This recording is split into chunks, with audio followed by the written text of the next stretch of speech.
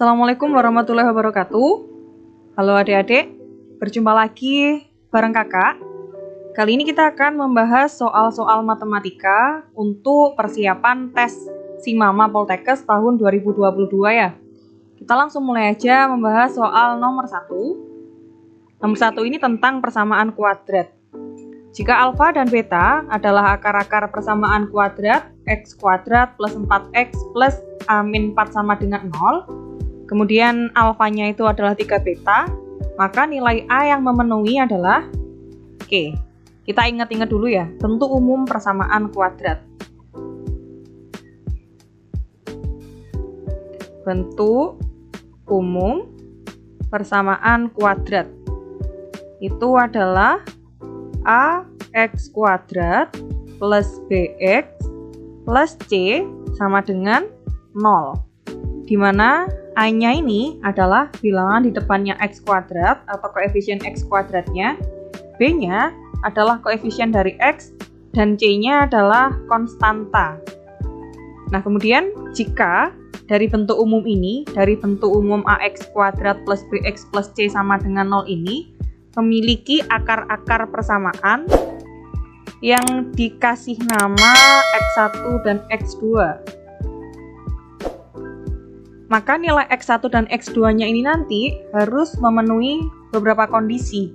Kondisi yang pertama, jika kita menjumlahkan nilai X1 dan X2, itu harus sama dengan min B per A, dan ketika kita mengalihkan nilai X1 dan X2, itu harus sama dengan C per A.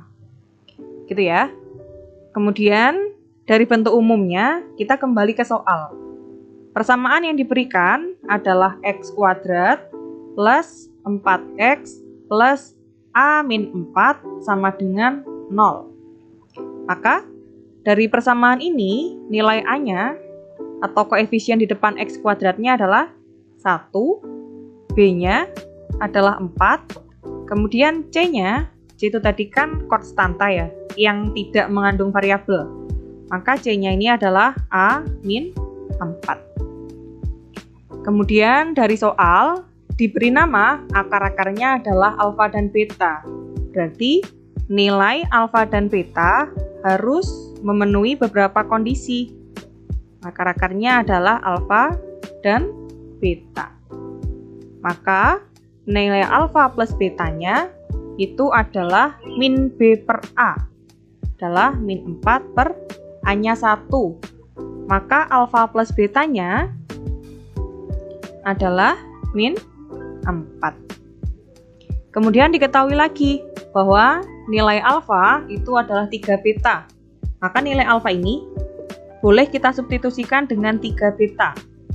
Ditambah dengan beta adalah negatif 4. Sehingga 3 beta ditambah beta adalah 4 beta sama dengan negatif 4, dan nilai betanya diperoleh negatif 4 dibagi dengan 4.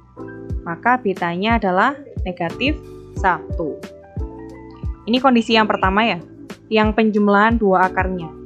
Kemudian dia juga harus memenuhi kondisi yang kedua.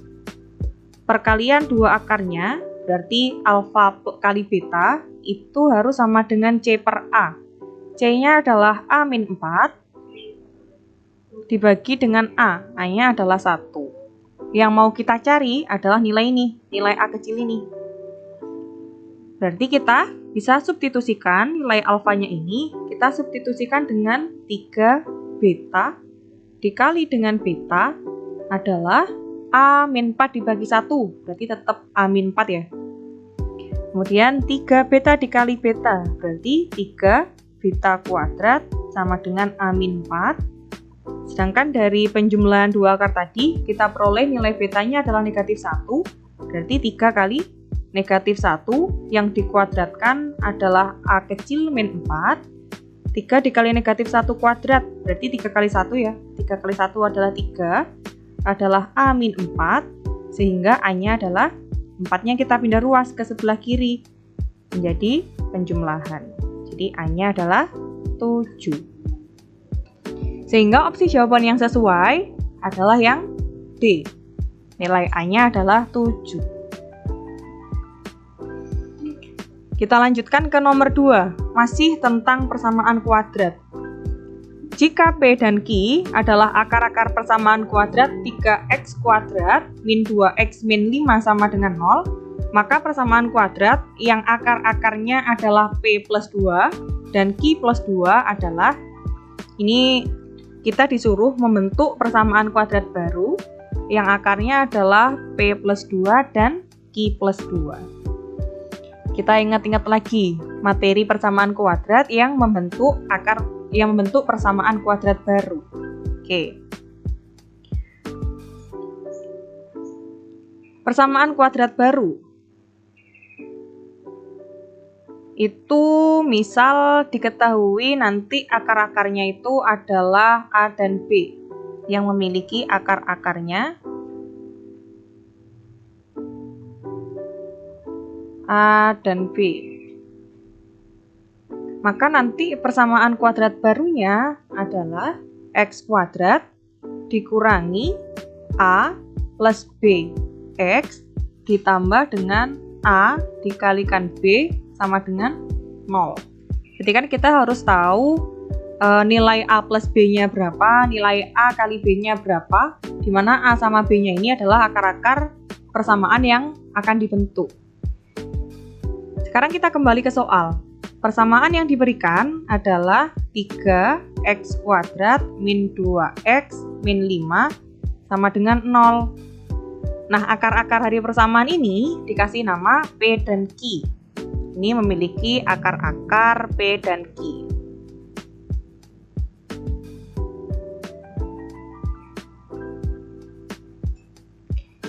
Karena akar-akarnya P dan Q, maka seperti soal yang sebelumnya, nilai P plus Q-nya harus sama dengan min B per A. Sedangkan nilai B-nya di sini, B tadi adalah koefisien di depannya X, berarti B-nya adalah negatif 2. Berarti ini negatif 2 dibagi dengan A. A-nya adalah koefisien di depannya X kuadrat, berarti dibagi dengan 3. Maka hasilnya adalah 2 per 3.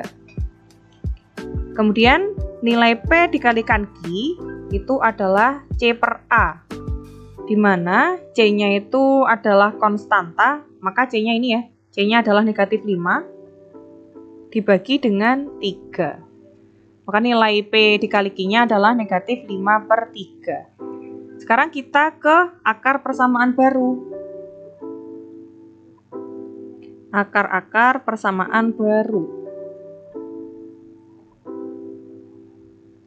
Akar-akarnya adalah P plus 2 dan Q plus 2. Biar nggak bingung kita misalkan aja ya. Ini adalah A besar, ini adalah B besar. Biar nanti bentuknya sama kayak yang ini.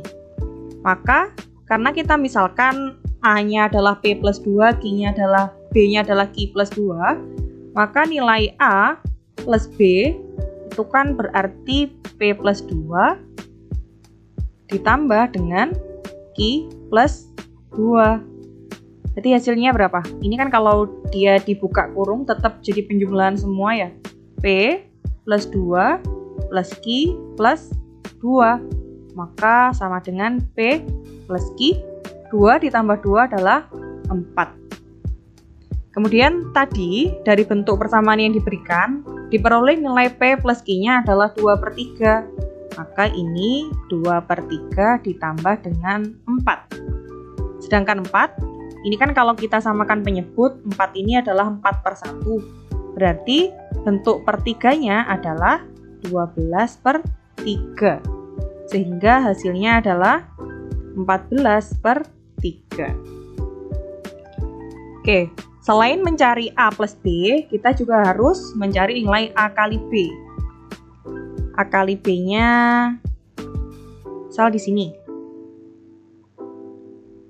A kali B itu kan berarti nilai P plus 2 dikalikan dengan nilai Q plus 2. Ini kita kalikan satu per satu.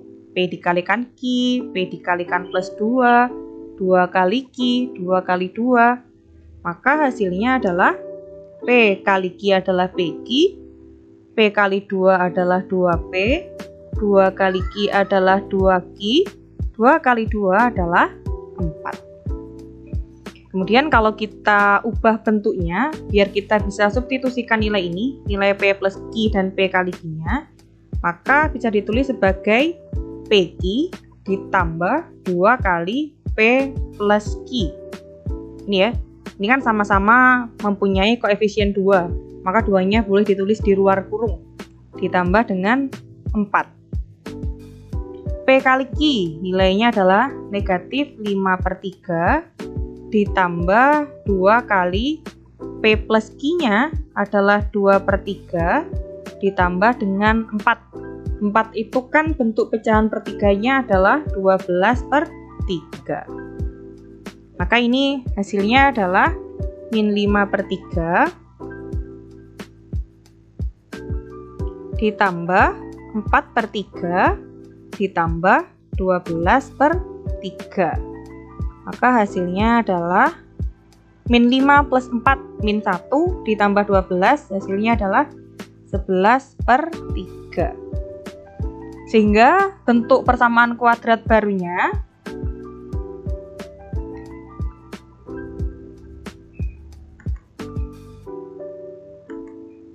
Oke, kakak tuliskan di sini bentuk persamaan baru, persamaan kuadrat baru itu adalah, kita substitusikan ini ya, kalau yang depan ini tetap x kuadrat, tetap menggunakan koefisien sama dengan 1, x kuadrat dikurangi a plus b, a plus b-nya hasilnya adalah 14/3, maka ini 14/3x ditambah dengan a kali b, ditambah dengan 11/3 sama dengan 0. Kalau kita nggak pingin bentuknya itu bentuk pecahan, maka semuanya boleh kita kalikan dengan 3. X kuadratnya dikalikan 3, maka ini 3x kuadrat. 14/3x dikalikan 3, min 14x. 11/3 dikalikan 3 plus 11 sama dengan 0 dikalikan 3, tetap 0. Maka persamaan yang sesuai adalah persamaan yang B. 3x kuadrat min 14x plus 11 sama dengan 0.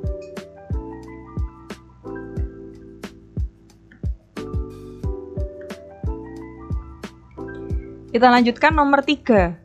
Jika dalam persamaan cx kuadrat plus bx min c sama dengan 0, diketahui nilai c-nya kurang dari 0, maka kedua akar persamaan ini adalah langkah pertama untuk menentukan akar persamaannya, apakah dia memiliki dua akar persamaan yang kembar, atau dua akar persamaan yang berlainan, atau tidak memiliki akar persamaan yang real, itu kita sesuaikan dengan nilai D, di mana D-nya ini adalah diskriminan. Sedangkan nilai D sendiri itu bisa kita peroleh dari rumus B kuadrat min 4AC. Sekarang kita kembali ke bentuk persamaan yang diberikan. CX kuadrat plus BX min C sama dengan 0. Kita cari nilai diskriminannya dulu. Diskriminan tadi rumusnya adalah B kuadrat min 4AC. Maka ini B kuadratnya dikurangi 4A-nya adalah C, dikalikan dengan C. C-nya ini adalah negatif C. Gini ya, ini kan sebagai C. C yang dimaksud di sini adalah C konstanta dari persamaan yang diberikan, maka konstantanya kan adalah ini, negatif C. Kemudian untuk mengamati apakah dia nilainya positif atau negatif atau 0, kita perhatikan di keterangan ini, C-nya itu kurang dari 0. Kita mulai dari yang depan, B kuadrat. Bilangan yang dikuadratkan, itu kan hasilnya pasti positif ya. Jadi B kuadrat, berapapun nilai B-nya, hasilnya akan tetap positif. Dikurangi dengan, ini kan bisa kita anggap sebagai negatif 4. Negatif 4 dikalikan dengan C, C-nya diketahui dia kurang dari 0, berarti C-nya ini bilangan negatif. Negatif 4 ini juga merupakan bilangan negatif. Kemudian negatif min C, berarti negatif bilangan negatif, jadinya positif ini ya. Ini positif, min dikali min positif, 2 ini hasilnya positif, ini juga positif. Maka kesimpulannya D-nya ini positif. D positif itu artinya D-nya lebih besar dari 0. Nah, kemudian kalau D-nya lebih besar dari 0, artinya apa? D lebih besar dari 0, berarti dia memiliki 2 akar real yang berlainan. Oke, kemudian apalagi yang bisa kita amati dari persamaan yang diberikan? Bisa kita lihat dari nilai ini. Kalau bentuknya ini, anggap aja kalau dia memiliki akar-akarnya itu adalah X1 dan X2.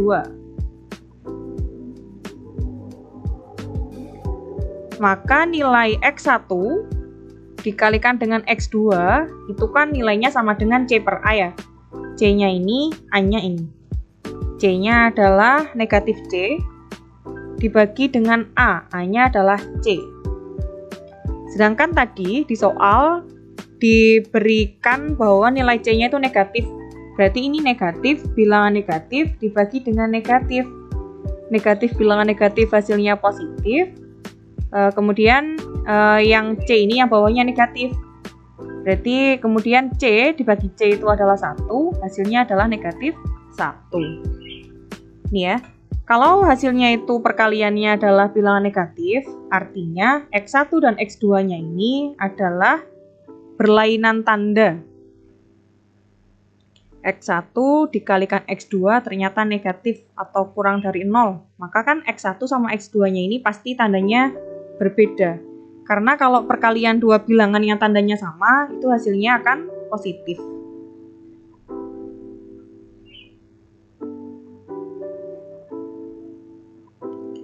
Maka kesimpulannya yang mana? Kesimpulannya adalah jawaban yang D.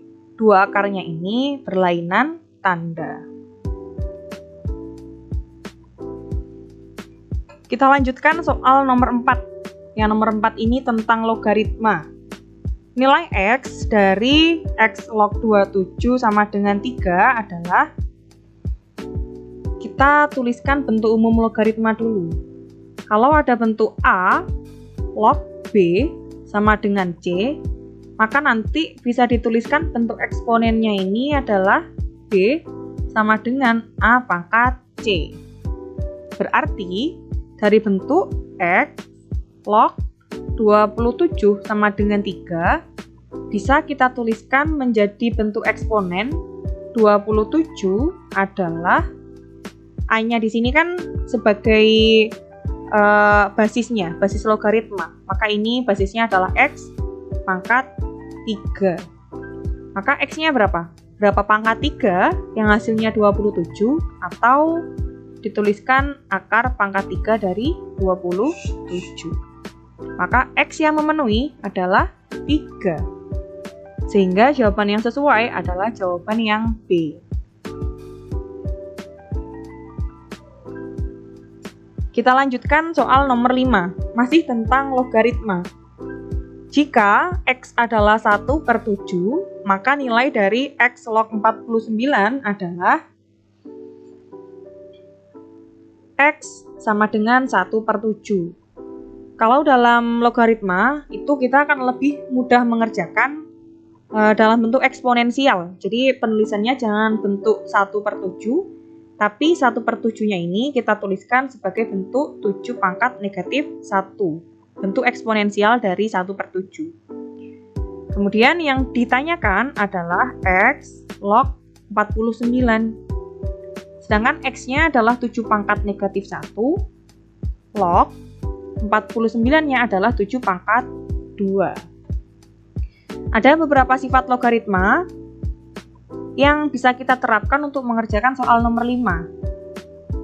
Sifat logaritma. Jika ada bentuk A pangkat M log B pangkat N ini nanti akan sama dengan N per M dikalikan dengan A log B. Jadi pangkat di sini dibagi pangkat yang di sini, kemudian dikalikan dengan A log B.